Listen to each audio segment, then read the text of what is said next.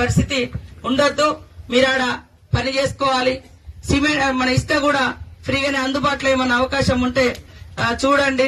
DFO గారితో మాట్లాడండి. Collector గారు ఇసుక కూడా ఫ్రీగానే ఇస్తాను కాబట్టి వాళ్ళు ట్రాక్టర్లు పెట్టుకుని తెచ్చుకుంటే ఒక ఇంటికి ఎంత ఇసుక పడుతుందో ఒక లిస్టు రాసి వాళ్ళకు ఒక చిట్టి మీద సర్టిఫికెట్ ఇచ్చేస్తే వాళ్ళు తెచ్చుకుంటారు. కాబట్టి మీరందరూ కూడా ఇల్లులు కట్టుకోవాలి, సంతోషంగా ఉండాలి, పిల్లలను చదివించుకోవాలి అనే ఉద్దేశంతో ఈ రోజు ప్రభుత్వం మరి పేదల కోసమే సంక్షేమ పథకాలు తీసుకురావడం జరుగుతా ఉంది.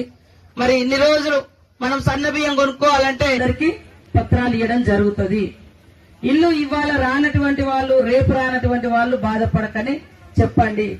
అందరికి ఇచ్చే బాధ్యత మాది. ఈ మండలాల మీద కూడా మీ బాధ ఏంది, మీకు ఎట్లా వ్యవస్థ సరిగా వ్యవసాయాలు ఉండవు, పంటలు ఉండవు, ఇబ్బంది ఉంది కాబట్టి అది కూడా మాకు తెలుసు. తప్పకుండా ఎక్కువ ఇల్లులు కూడా పెడతా ఉన్నాం, ఎక్కువ మందికి వచ్చేటట్టుగా.